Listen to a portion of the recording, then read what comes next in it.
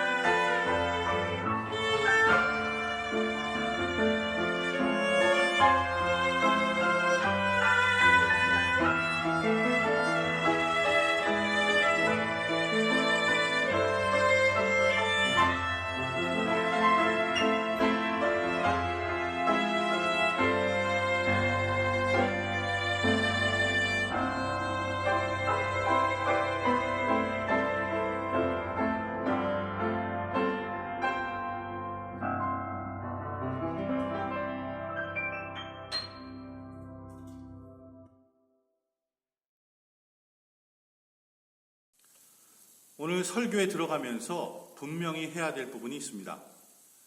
바로 우리 구원은 하나님의 은혜로 시작된 믿음을 통해서만 가능하다는 것이죠. 우리 모두는 우리의 죄 때문에 하나님으로부터 분리되어 있었습니다. 사실 우리 모두는 하나님의 형상으로 창조되었죠. 하지만 우리 각 사람들의 죄 때문에, 우리 모두의 죄 때문에 하나님의 형상이 왜곡이 되었습니다. 결과적으로 하늘 아버지로부터 떨어져서 분리되어서 그 사랑과 평안을 다 잃어버리고 그렇게 살게 되었던 것이죠. 그러나 하나님께서는 자신의 하나밖에 없는 아들을 우리에게 보내주셨습니다. 아들 예수님께서는 우리의 죄를 짊어지시고 십자가에 달려 죽으셨습니다. 예수님께서 십자가에 달려 돌아가신 것은 우리가 지은 죄값을 치르기 위함이었습니다.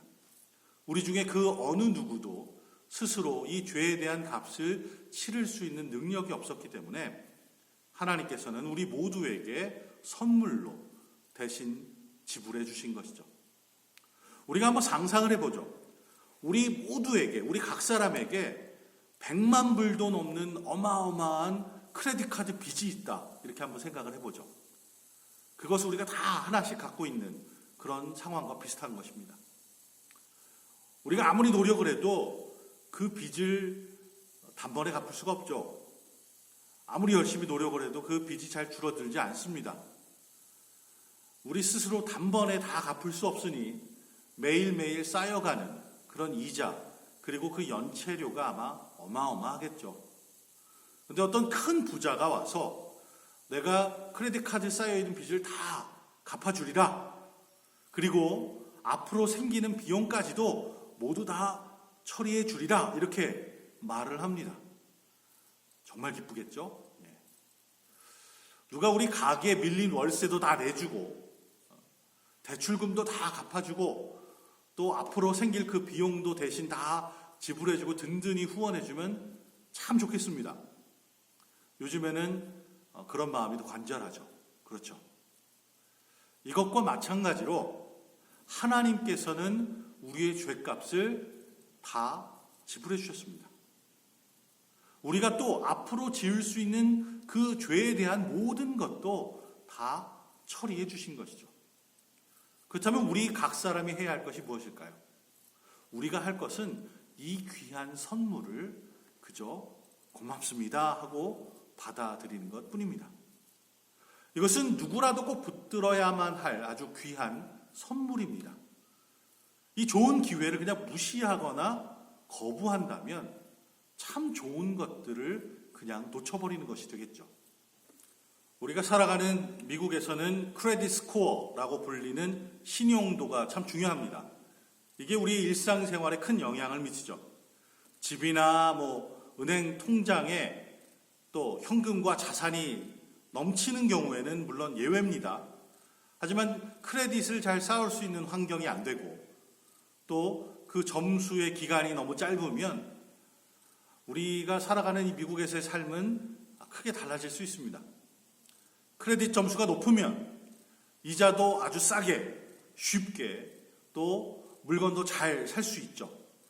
반면에 크레딧 점수가 낮고 그렇다면 이자도 더 많이 내야 되고 때로는 어떤 물건은 구입할 수 있는 기회조차 가지지 못할 수도 있습니다. 희한하죠? 돈이 넉넉한 사람은 더 싸게 살 수 있고 돈이 별로 없는 사람은 더 비싸게 사야 합니다. 가난한 게 참 돈이 많이 들죠. 예전에는 한국에도 외상이라는 게 있었습니다. 특별히 같은 동네에 그 모든 사람들이 다 아는 그런 가게에는 그런 제도가 있었죠. 자신의 가게에 열심히 찾아와주고 좋아해주는 손님에게 외상이라는 사실 은혜를 베푸는 거죠. 그런데 처음 온 손님이 외상 달라 하면 덜컥 그냥 주는 경우는 없습니다. 신뢰가 형성이 안 되면 전혀 그런 것들을 할 수가 없죠. 은혜를 입으려면 성실함이 거기에 있어야 하는 것입니다. 하나님의 은혜도 비슷합니다. 수많은 사람들이 하나님의 은혜를 경험하죠. 어려운 때 하나님께 나아가서 하나님께 은혜를 구하고 그러면 하나님이 그 은혜 위에 은혜를 더해 주시는 그런 놀라운 경험들을 우리가 합니다. 그런데 그런 경험을 하고 나서 삶이 더 나아지면 또 원하는 것을 얻고 나면 하나님을 잃어버리는 사람들이 있습니다. 자신의 삶을 살아가는데 바쁘다는 핑계로 하나님과의 관계가 소홀해지죠. 하나님께 용서받고는 자신만의 삶으로 쓱 도망가 버리는 그런 모습들이 있습니다. 이것은 싸구려 은혜라고 부르는 그런 현상입니다. 하나님으로부터 용서받고 은혜를 입고는 그것에 대해서 아무것도 하지 않는 그런 삶의 모습을 싸구려 은혜 이렇게 부르죠. 1993년에 그 투캅스라는 영화가 한국에서 나왔습니다. 아마 그때부터 이제 한국 영화가 좀 이제 성장하는 그런 계기를 맡은 것 같아요. 요즘에는 잘 안 보이는데 그 영화 배우 중에 안성기 씨라는 분이 계십니다. 거기에서 부패한 경찰 역할을 맡았습니다. 그는 평일에는 온갖 부패한 짓을 가리지 않고 합니다. 여기저기 가서 경찰이라는 직위로 돈도 좀 뜯어내고 못된 짓도 막 합니다. 그러다가도 주일이 되면 교회 열심히 나갑니다. 예배 내내 눈물을 흘립니다. 그리고 회개를 합니다. 그리고 예배가 끝나면 얼굴에 가득한 미소를 띠면서 나옵니다. 그러면서 이런 얘기를 합니다. 역시 주님의 은혜가 크셔. 그렇게 혼잣말을 하는 장면이 있었어요. 영화의 다른 세세한 부분들은 전혀 기억이 나지 않지만 저는 이 영화의 이 부분은 참 기억이 많이 납니다. 왜냐하면 그날 귀까지 빨개질 정도로 얼굴이 달아오르는 그런 창피한 기억이 있었기 때문에 그렇습니다. 근데 이 장면은 그 영화에만 나오는 것이 아닙니다. 2000년 역사를 가진 교회가 항상 씨름해오는 그런 문제입니다. 무조건 은혜면 다 되지 않겠냐? 그렇게 사람들은 생각을 합니다. 이것은 오해이죠. 즉 기독교 복음에 의하면 인간이 어떤 죄를 졌든지 하나님은 다 은혜로 용서를 해주신다. 우리는 다 하나님의 은혜로 어떤 죄도 다 용서받는다 하는 고백이죠. 그 고백은 맞습니다. 그런데 그 영화에 등장하는 형사처럼 마음대로 죄를 지으며 살다가 주일날 교회에 가서 눈물로 회개만 하면 된다 하는 오해가 우리 가운데 만연해 있다는 거죠. 하나님께서 용서해 주시니까, 그리고 내가 용서를 구하면, 회개를 하면 그 죄를 다 씻음 받을 수 있으니까 계속 죄를 짓는 이상한 그런 오해가 우리 삶 속에 있습니다. 믿는다고 고백하는 그리스도인이 가슴에 신앙을 갖고 있음에도 불구하고 죄를 거듭해서 짓는 것은 참 가슴 아픈 그런 일입니다. 용서받은 자가 구원의 확신을 갖고서도 죄로 자꾸 갈등을 겪는 것은 참 괴로운 일이죠. 이런 사람들은 가짜 그리스도인이라서 그럴까요? 참 그리스도인이었다면 죄로부터 완전히 자유할 수 있지 않을까요? 우리에겐 그런 궁금증이 있습니다. 하나님이 놀랍고 위대하신 것은 하나님께서는 이미 많은 사람들이 그렇게 살 거라는 것을 이미 알고 계셨다는 것입니다. 하나님께서 우리의 죄를 용서해 주시는 것은 그것을 통해서 우리가 하나님께 충성하기를 바라신 것이 아닙니다. 이렇게 하면 너희가 이렇게 해야 돼 라고 조건적으로 우리를 용서해 주신 것이 아니라는 것이죠.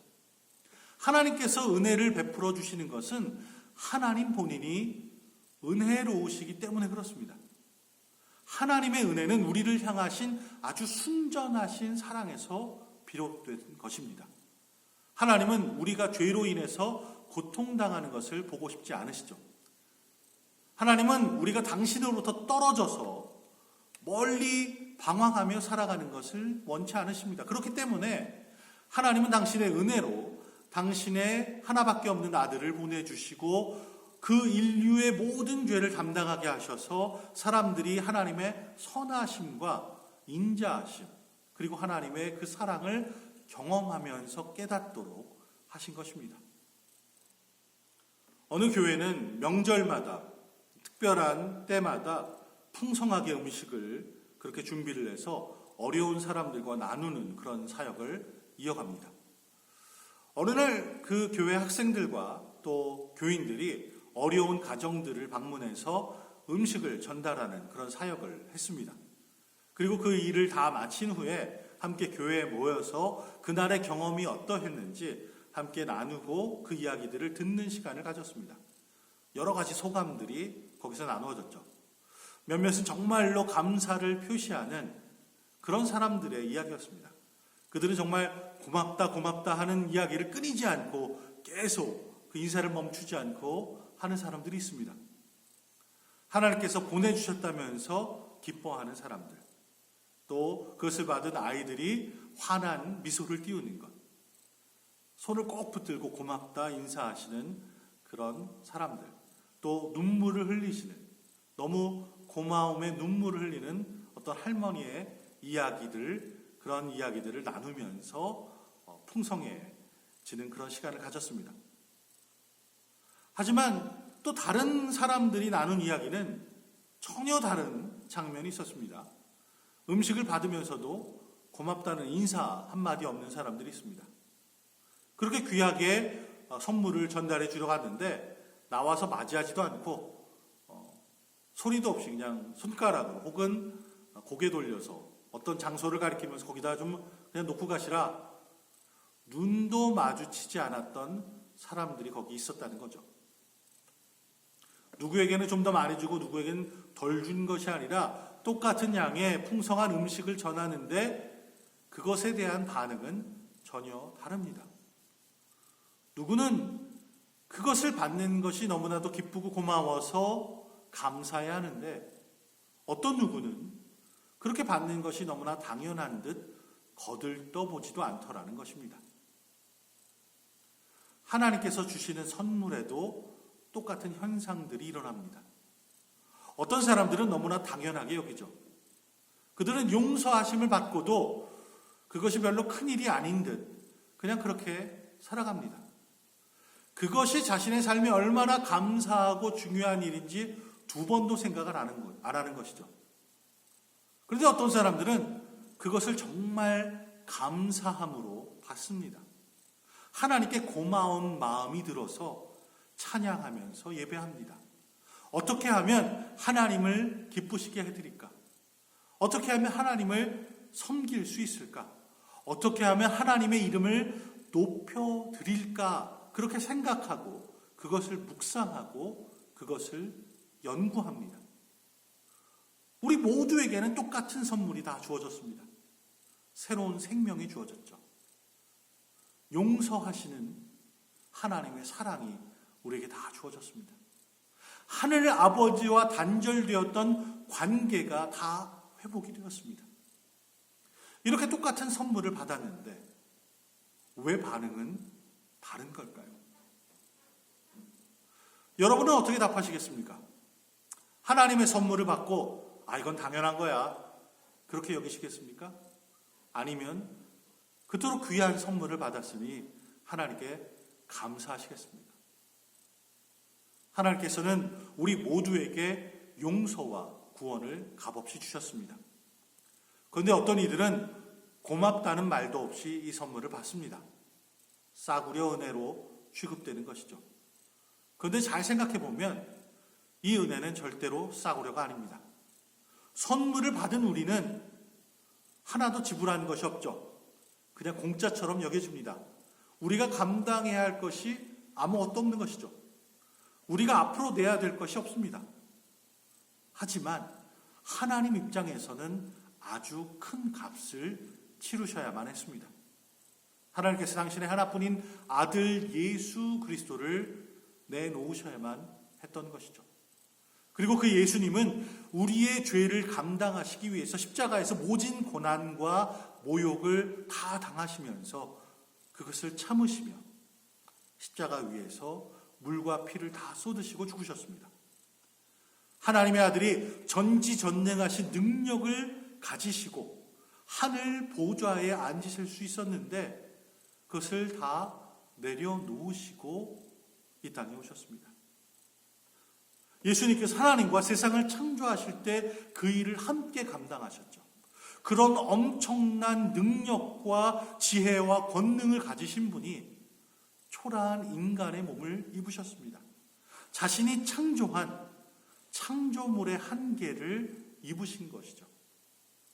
우리 인간은 기왕이면 좀 더 많은 것, 더 나은 것을 가지려고 하는데 예수님께서는 거꾸로 더 낮은 것으로, 더 초라한 것으로, 더 능력 없는 옷을 입으셨습니다.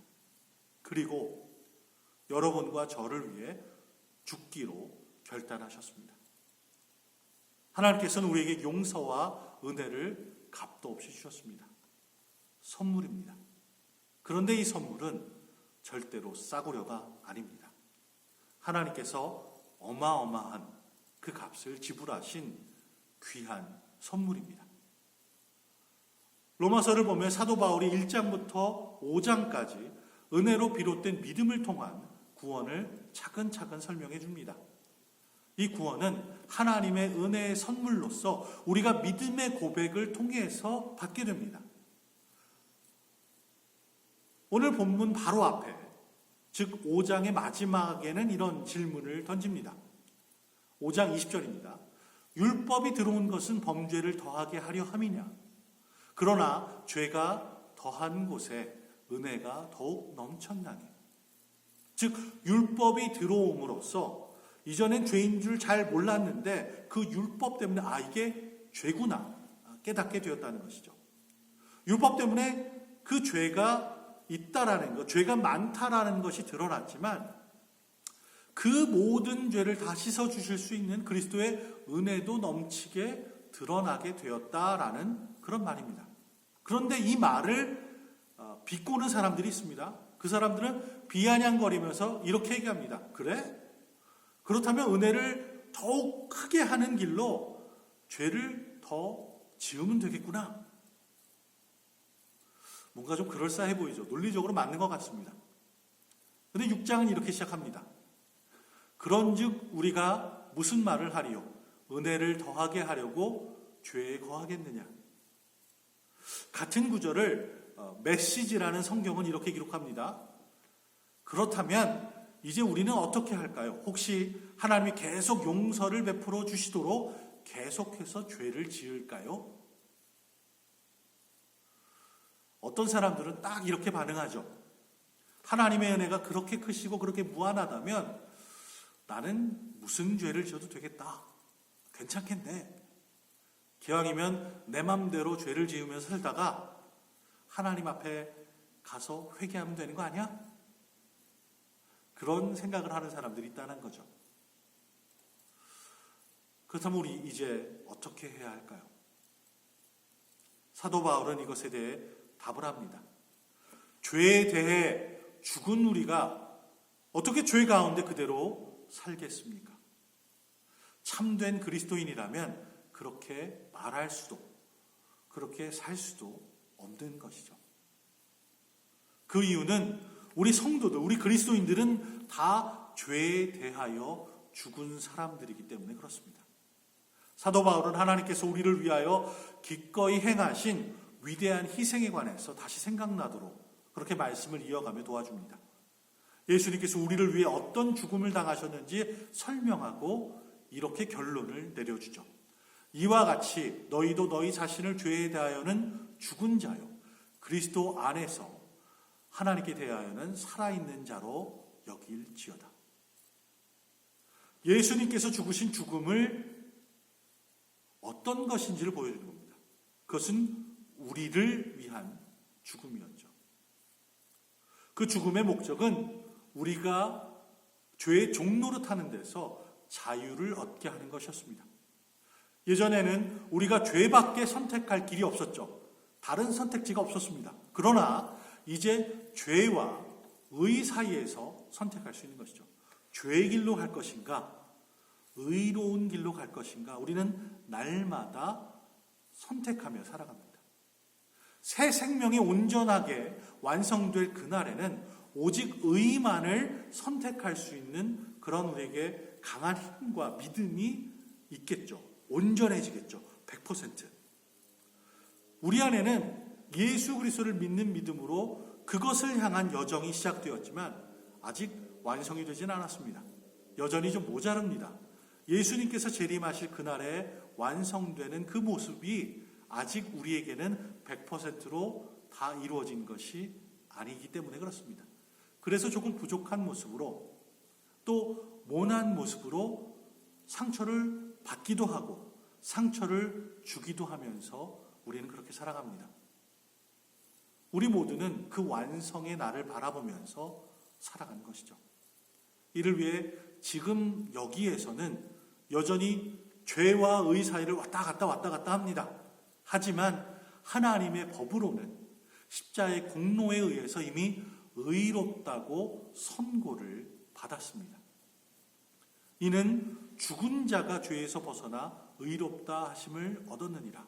7절은 우리에게 그렇게 가르쳐 줍니다. 그러므로 우리 그리스도인들은 그리스도인으로서 우리의 참모습을 이렇게 묘사할 수 있습니다. 우리가 사실 죄의 모습이 아직 남아있지만 하나님의 법으로는 십자가의 공로로 이미 의롭다고 선고를 받았다는 것입니다. 영적으로 옛 사람이 죽고 새 사람이 살아나는 그 놀라운 일이 이미 시작이 되었습니다. 현실적으로는 우리를 놓아주지 않으려는 죄의 권세가 아직 우리를 움켜쥐려고 우리를 삼키려 애를 씁니다. 우리를 완전히 장악하려는 그런 끊임없는 씨름이 있고 끊임없는 전투가 우리의 일상생활에 있습니다. 이 전투에 승리하기 위해서는 우리는 날마다 하나님 편에 서야 합니다. 그것이 믿음이죠. 그 믿음은 한 번 갖고 끝나는 것이 아니라 날마다 그것을 선택하는 것으로 하루하루 새롭게 이어나가고 성장하는 것입니다. 죄를 버리고 의를 선택하는 것이죠.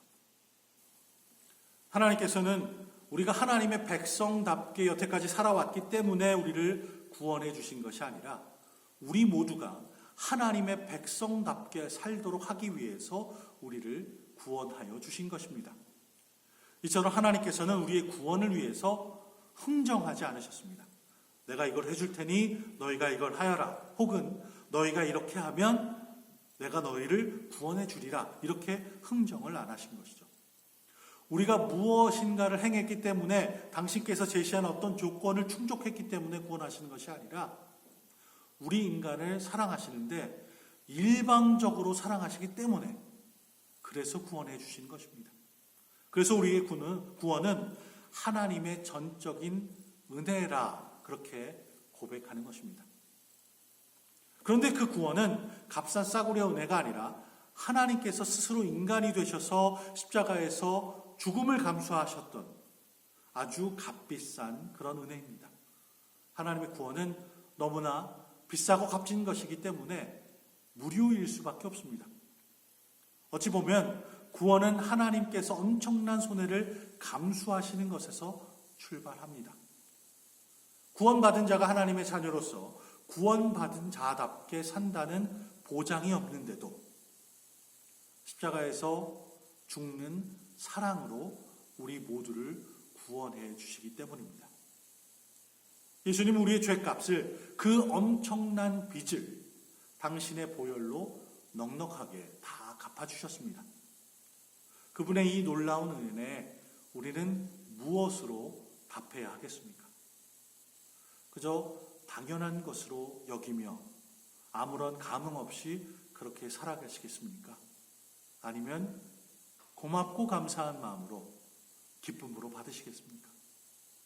죄를 용서해 주시는 넉넉한 은혜가 여기 있으니 계속 죄를 지으며 살아가시겠습니까?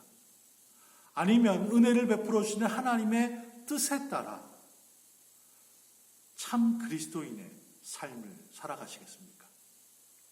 다른 이들이 어떻게 살아가는지 관심 없이 그냥 나만 잘 살면 되지 그렇게 자신의 삶만을 사시겠습니까? 아니면 예수 그리스도의 본을 따라서 그분이 살아오셨던 것처럼 그 귀한 사역을 이어나가시겠습니까? 하나님께서 우리 모두에게 값없이 큰 은혜를 주셨습니다. 값이 없다는 것을 싸구려로 여기시겠습니까?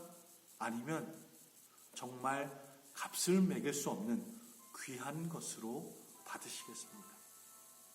하나님께 은혜라는 선물이 얼마나 큰 비용을 치른 것인 줄 아신다면 이제 그 은혜를 어떻게 받아들이시겠습니까? 여러분의 삶으로, 여러분의 일상으로 그것을 답하시며 사시는 이번 한 주간 되시기를 주님의 이름으로 축원합니다. 당신의 놀랍고 귀하신 은혜를 인하여 찬양을 드립니다. 예수 그리스도의 죽으심과 부활하심을 통하여 우리를 구원하여 주시고 우리를 당신의 백성으로 삼아주시고 우리가 제자로 성장하며 살아갈 수 있도록 날마다 우리와 동행하여 주시니 감사합니다. 우리가 받은 이 귀한 은혜를 거저받았으니 이것을 전하며 살아가는 주님의 귀한 백성들이 되게 하여 주시옵소서. 우리를 구원하여 주신 그 은혜를 인하여 날마다 감격함으로 벅찬 가슴으로 찬양하며 예배하는 우리 모두가 되게 하여 주시고 우리 교회가 되게 하여 주시옵소서.